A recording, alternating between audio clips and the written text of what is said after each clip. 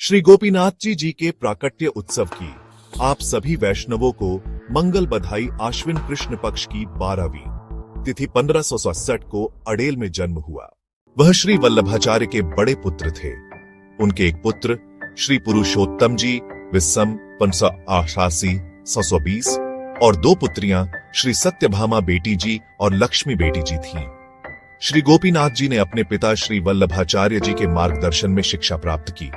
जब उनके पिता का देहांत हुआ तब उन्होंने 20 वर्ष की अल्पायु में ही बड़ी कुशलता से संप्रदाय के प्रमुख होने का पूर्ण उत्तरदायित्व अपने ऊपर ले लिया। वे भागवत पुराण के सभी 18,000 श्लोकों का पाठ करने के बाद ही प्रतिदिन प्रसाद ग्रहण करते थे। इसी कारण से वे प्रायः लगभग 2 दिनों के अंतराल पर भोजन करते थे। इससे बचने के लिए श्री वल्लभाचार्य जी ने भागवत पुराण के सार के रूप में श्री पुरुषोत्तम सहस्त्रनाम स्तोत्र की रचना की और श्री गोपीनाथ जी को संपूर्ण भागवत पुराण के स्थान पर इस स्तोत्र का पाठ करने का निर्देश दिया। श्री गोपीनाथ जी ने साधन दीपिका की रचना की, जो एक शिष्य को भक्ति और वैदिक एवं सांसारिक कर्तव्यों के बीच संतुलन बनाए रखते हुए अपने दैनिक जीवन में मार्गदर्शन प्रदान करती है।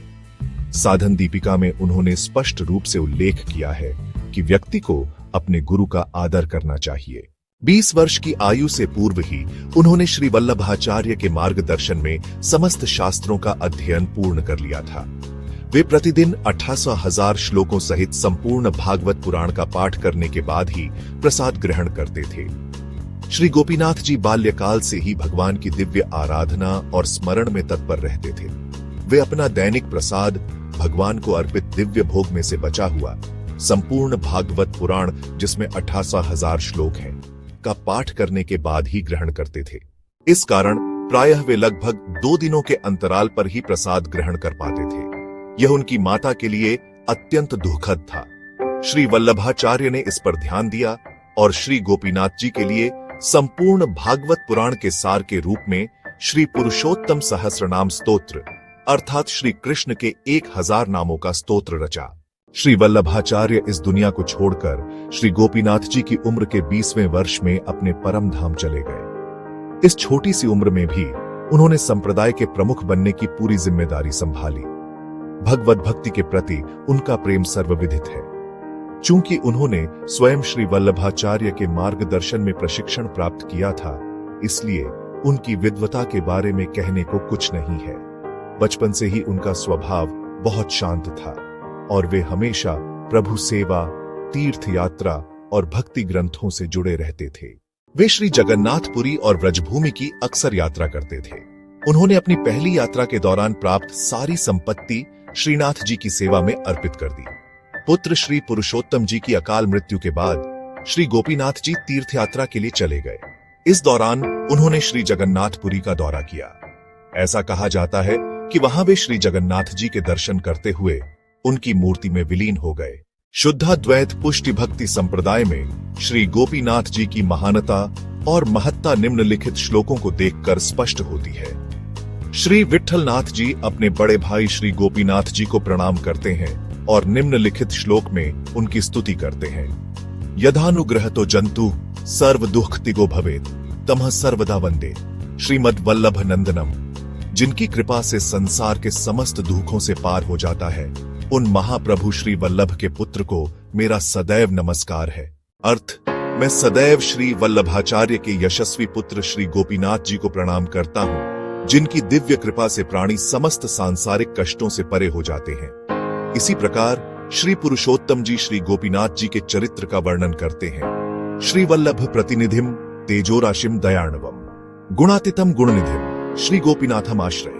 श्री वल्लभ के प्रतिनिधि, तेज के भंडार, करुणा के सागर जो सांसारिक गुणों से परे हैं, दिव्य गुणों के भंडार, मैं श्री गोपीनाथ जी की शरण लेता हूँ। अर्थ, मैं श्री गोपीनाथ जी की शरण लेता हूँ, जो महाप्रभु श्री वल्लभाचार्य के प्रतिनिधि हैं, जो तेज के भंडार हैं, करुणा के सागर हैं, जो समस्त सांसारिक गुणों से परे हैं और जो दिव्य गुणों के भंडार हैं।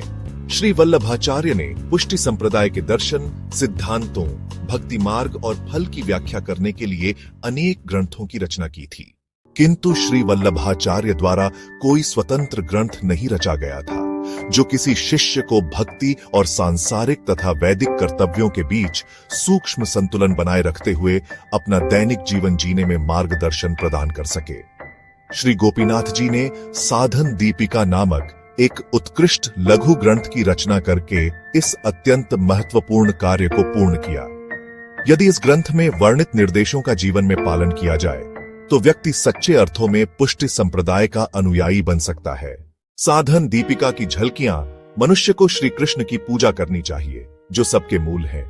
यदि कोई एक क्षण भी भगवान का स्मरण किए बिना बिताता है तो वह भगवान से दूर हो जाता है। भगवान की कृपा, गुरु, अच्छी संगति और श्री भागवत के अध्ययन के बिना भक्ति प्राप्त नहीं हो सकती। व्यक्ति को अपने गुरु के प्रति आदर रखना चाहिए। यदि कोई व्यक्ति वास्तविकता, पवित्रता, श्रद्धा, सत्य, दयादान और इंद्रिय नियंत्रण के साथ भगवान की पूजा और स्मरण करता है तो उसे प्रारंभिक अवस्था में ही भक्ति प्राप्त हो सकती है। वस्तुओं के नकारात्मक और हानिकारक पहलुओं के बारे में चेतना, इंद्रियों पर नियंत्रण और जो प्राप्त है उसमें संतोष, ये 3 वैराग्य विकसित करने के उपाय हैं। हमें सदैव सचेत रहना चाहिए ताकि हम भगवान से विमुख ना हो जाएं। सांसारिक मैंपन और मेरापन भक्ति में बाधा उत्पन्न करते हैं। किसी अवैष्णव की संगति नहीं करनी चाहिए।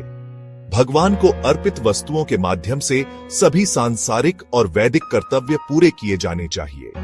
एक वैष्णव को अतिथियों का स्वागत करना चाहिए और दुखी लोगों की सहायता करनी चाहिए। भगवान की मूर्ति, पूजा और प्रसाद का प्रदर्शन नहीं करना चाहिए।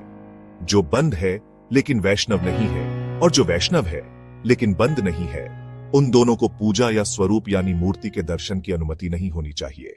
केवल उन लोगों को ही उसकी मूर्ति देखने की अनुमति दी जानी चाहिए जो पूजा करने वाले के बहुत करीब हों। पूर्व पूजा समय में श्री भागवत का ध्यानपूर्वक अध्ययन करना चाहिए। पुष्टि भक्ति प्रचार साधन दीपिका की रचना करके श्री गोपीनाथ जी ने पुष्टि भक्ति अनुयायियों को संप्रदाय का सही अर्थों में पालन करने के लिए प्रेरित किया।